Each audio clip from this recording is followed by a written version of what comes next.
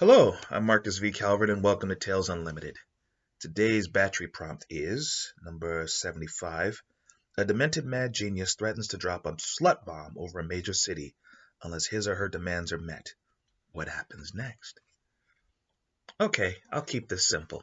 Um, okay, pick a religiously conservative part of America.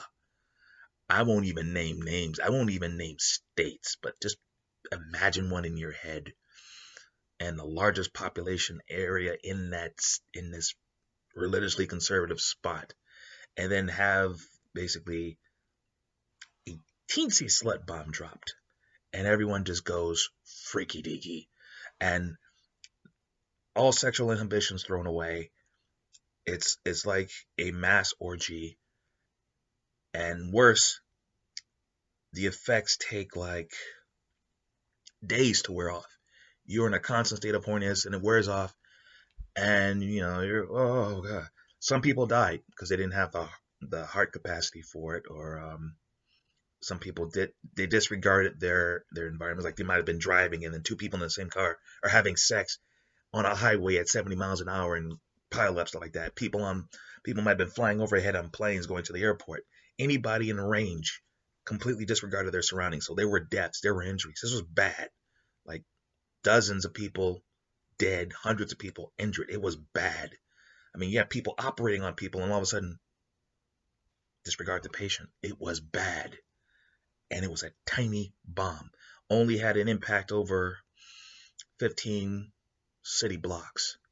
And they picked the wrong city blocks. And it's not so much an explosive bomb, it's more like a transmitter that emits a pulse that just makes people do things. Like wild, slutty behavior. Sex bomb, if you will. And this guy basically says, I have a bigger one. I have one that'll basically flatten a county. If you get my meaning. Okay, well, what do you want? I want you to kill 3 people. That's it. Kill 3 people, and I won't kill hundreds. And he gives you a list of names. And these names are like 3 officials of completely like hyper. Actually, no. Let's make this interesting. One is a rabid conservative, one is a rabid liberal, and one's a rabid moderate. And they hate each other.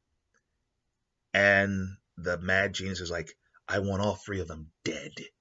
They're like icons of their respective, positions on social issues and stuff like that.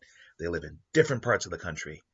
And it's like, if they're not dead in 24 hours, I'm going to drop a slut bomb. And by drop, I mean it's already set. I'm just going to hit a button. And I can hit a button from anywhere. And you can't block it. You can't track it. You can't stop it once it goes off. You would have to physically find and smash it. But good luck. Because the signal, you don't have the tech to find it. Maybe after I drop 6 or 7 slut bombs across the U.S., maybe you could track it down eventually. But by then, how many thousands of people are going to be negatively affected? What are you going to do? And I would actually have. What's interesting is one of the 3 targets is sitting there stroking his chin going, what do I do? What do I do? What do I do? And people around him are like looking at him too. And he realizes, wait a minute, some of my staff are from this. Boom! Falls over dead. And then you're looking at, they're like, huh? And then the TV is like, the conservative one's like, this is complete BS. I don't think this is boom. And then there's just like the moderate, no, the liberal. The liberal's the only one left. The liberal is like, and the liberal was about to deliver a statement when someone's chasing her with a fire axe. So I guess the people believe it. Would the threat actually make people do that sort of thing? And I would stop it there. Kind of incomplete. But where else could you go with this? How else would you write it? Slut bomb. How about from the perspective of the bomber who gets caught, and I would make it a period piece. Like he does this in the 60s and maybe gets caught. He does a slut bomb over an area. People die because they disregard their surroundings. Um, Straight up orgy, mad dog event. He was just trying to bring peace and love, and he didn't work the kinks out of his bomb. So he goes to jail. He pleads guilty. He finds God. 30 years into his sentence, someone detonates a bomb based on his idea, and people die. And then the police are like, okay, let him go, man. He's one of us, man. And what you're realizing is like, no, no, no, no, no, no, no, no, no, no. It's a setup. What do you mean it's a setup? They don't want to let me go. They want my research, because my bomb is better than their bomb. I was actually further along toward my desired weapon. It's like, oh, where's your research? No, no, no, no, no, no, no, no, no. Because if I give you my research, somebody in the federal government is going to use it or misuse it. I mean, there's so many different ways you could spend this.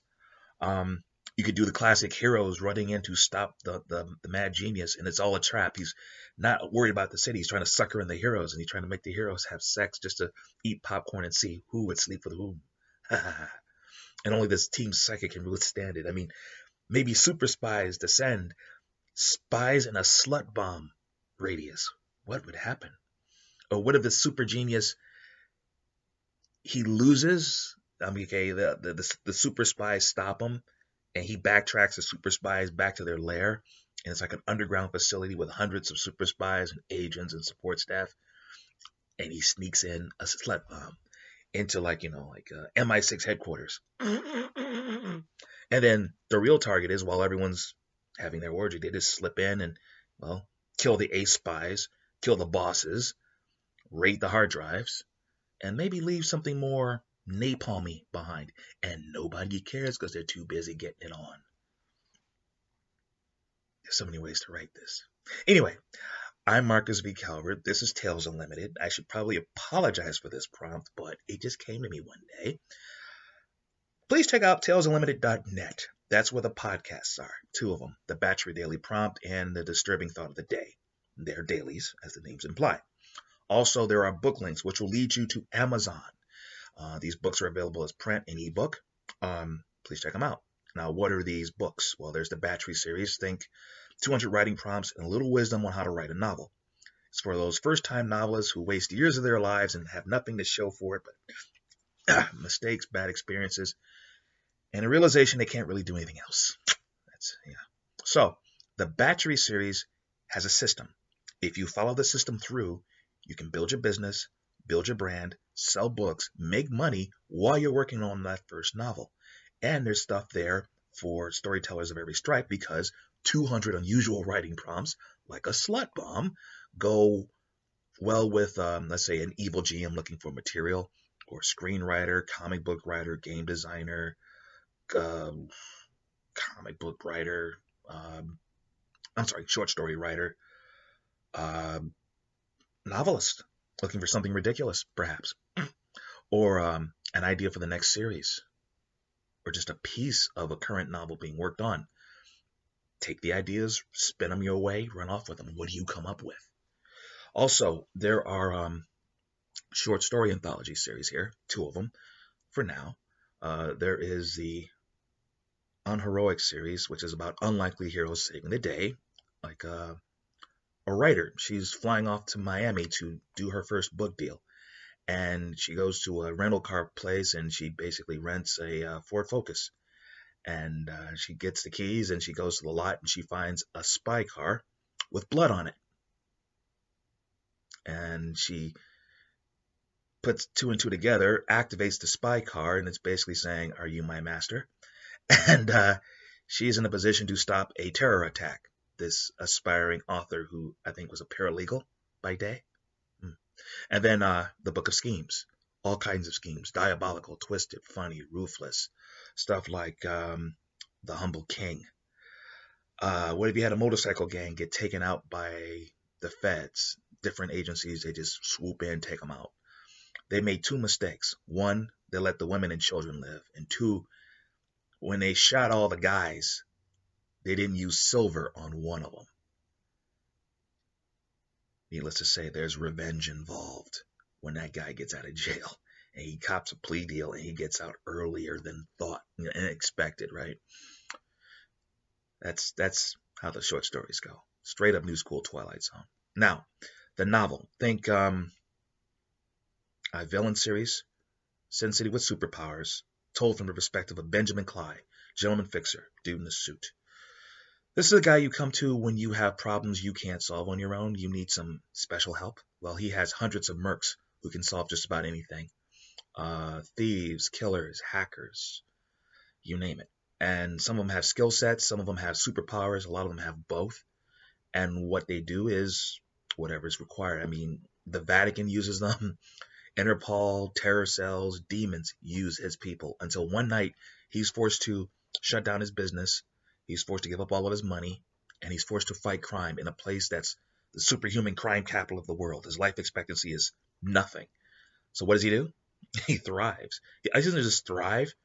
He kind of takes over the world-saving business. It's sort of a midlife crisis thing, and also as an opportunity because with heroes in such short supply, as they should be in the real world, no one's really going after the top tier villains. And even if you could stop them, they keep getting out of jail because heroes throw them in jail whenever possible. Well, he's killing the worst villains and taking their stuff because he's a bad guy. He's a villain. So I don't want to go toe to toe with Lex Luthor over and over again. I'm going to kill him once and take his stuff. That's his business model. Check it out. It's fun. All right. I'm Marcus V. Calvert. This is Tales Unlimited. Till tomorrow.